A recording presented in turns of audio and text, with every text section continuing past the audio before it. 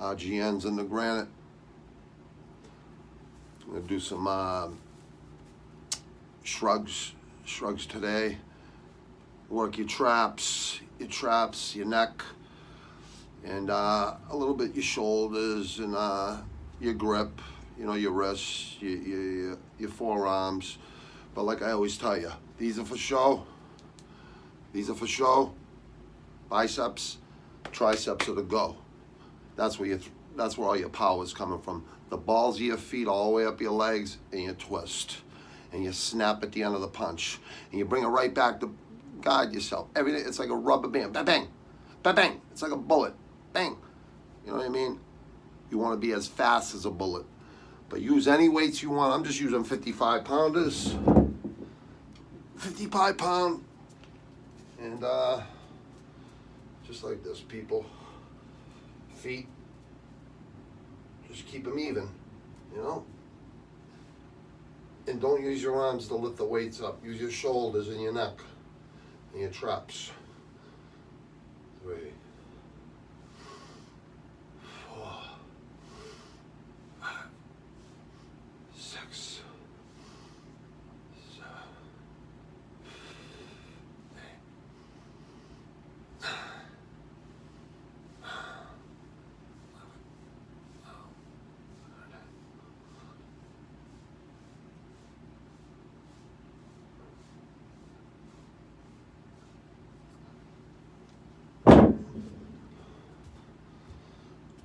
Set of 20, 55 pounders.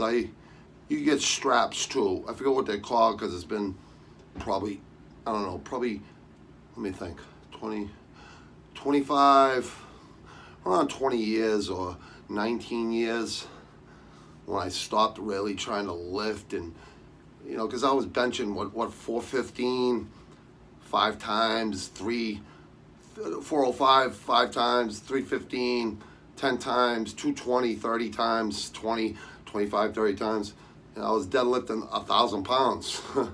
So how much stronger can you get? You know what I mean? It's like all my boxing training in the days just taught me that, speed.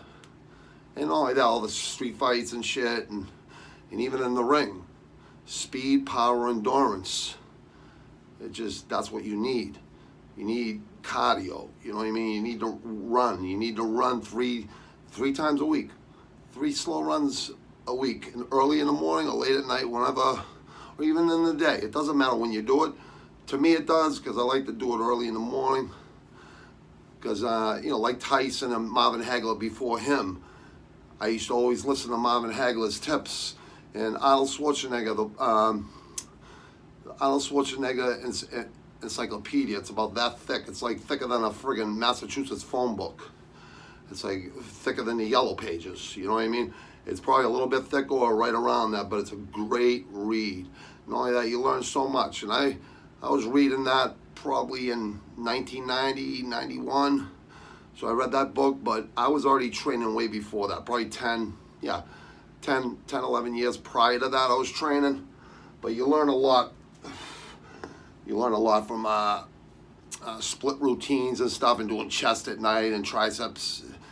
Chest in the morning, triceps at night, or vice versa, or whatever the frick, you know what I mean? But I was doing one body part at night, and then working out one body part in the morning and one body part at night. And then I realized one body part a day and lifting weights, Monday through Friday, and you take the Saturday and Sundays off because you need to recuperate.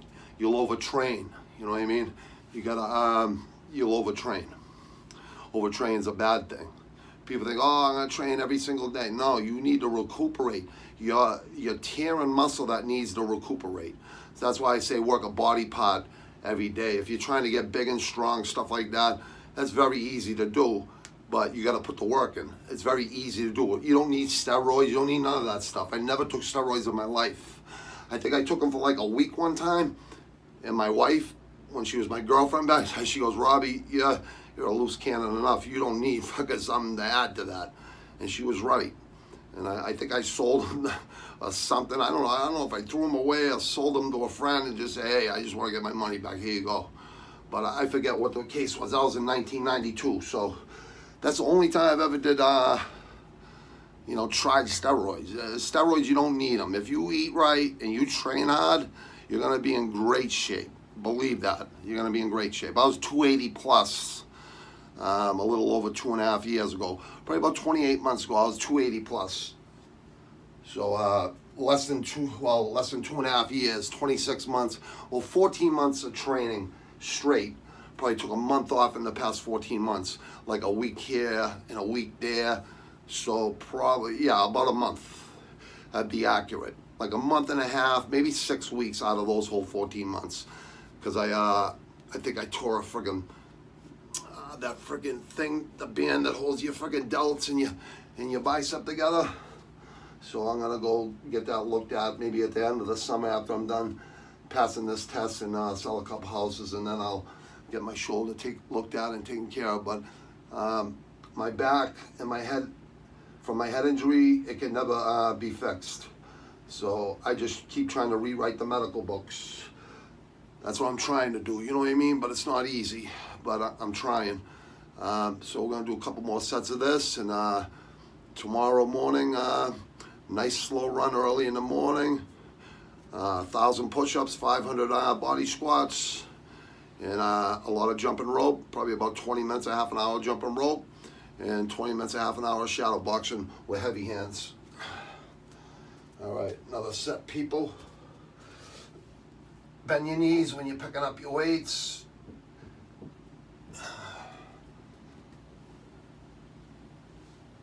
All right, let me move back. Yeah, there you go. You see my shoulders going up. There you go.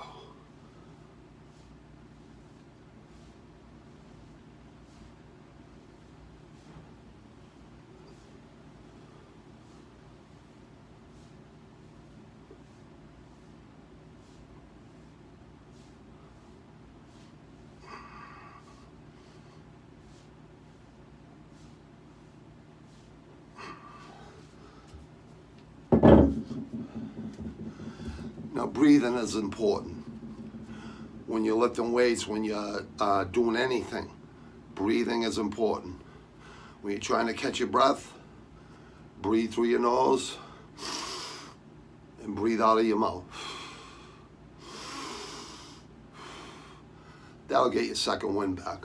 Like when you're in the ring, sparring, amateurs and pros or whatever, whoever it may be, when you're in the ring, ring, a squared boxing ring, or if you're in an octagon, or if you're in a fucking street fight. I never got tired in a street fight because my adrenaline's going so much. Back in the days when I was getting in street fights all the time, like your adrenaline's going so much, you just want to freaking wipe the guy up the freaking face of the earth. That's the mindset. So you never had a chance to get tired, you know what I mean? And not like that, I was training all the time anyway, so I wasn't tired anyways. I thought they were making a very fucking bad mistake, but they learned the hard way, I guess. But I want to give a shout out to the man, Mr. Floyd, who got murdered. In Minneapolis, Minnesota. It's a touchy situation, but I think. And I'm not saying this as good cops out there. I know them personally. And I had my problems with cops all my life as a kid, growing up, as an adult too. And I can honestly say there are good cops out there, and they're disgraced with what happened. They're disgraced. Mr. Floyd, you're in our prayers. And a lot of white people from Quincy, Boston, a big, small city, but different boroughs, and we all get along here. There isn't no racial crimes here. Since I was in second and third grade, I was playing chess with a white kid that I knew, an Argentinian kid who just came into the school, and a Cambodian kid who just came into the school. And I still talk to those kids to this day. Rota Prak and Oscar Jara.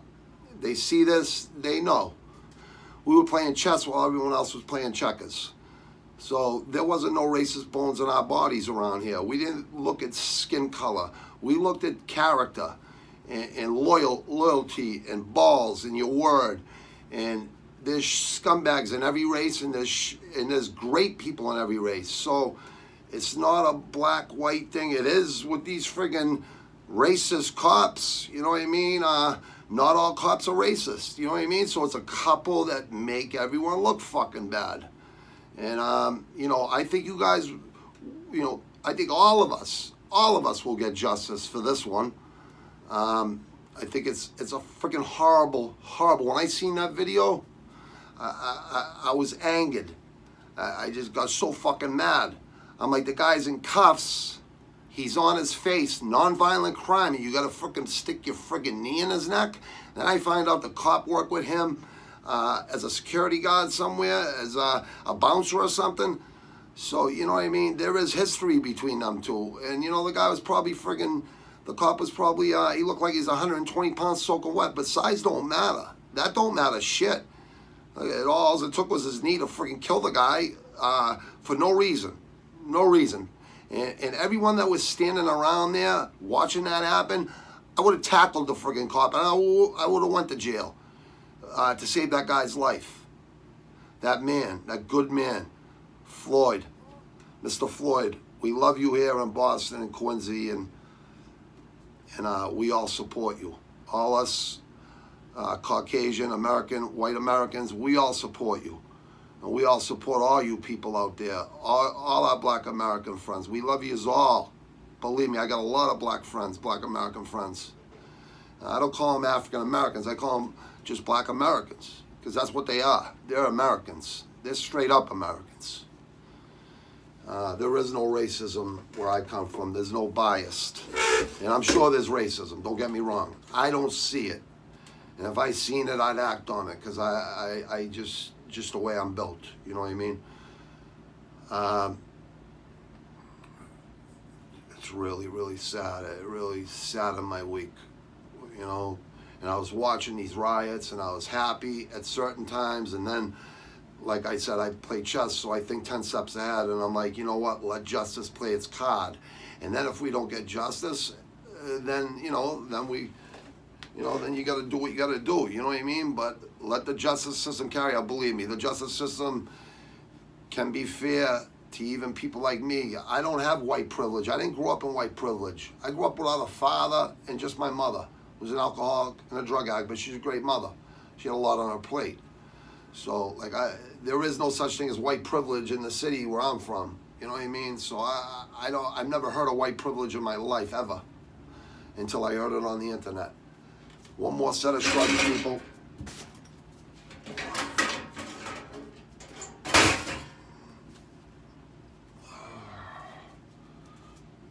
Shoulders. Use your shoulders and your neck muscles to bring them up and squeeze it at the top.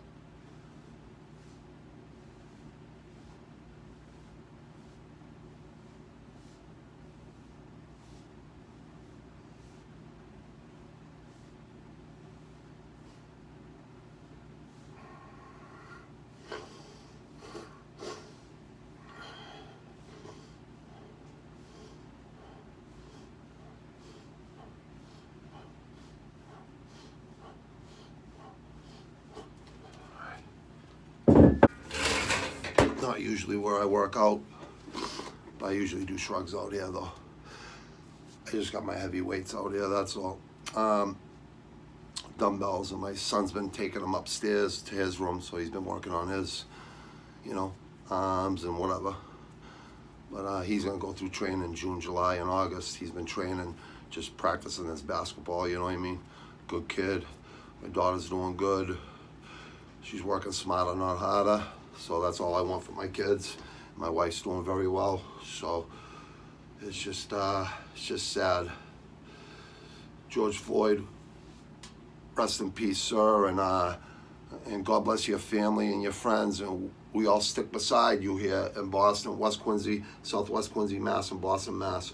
We support you. We got your back here. Just to let you people know out there, we care.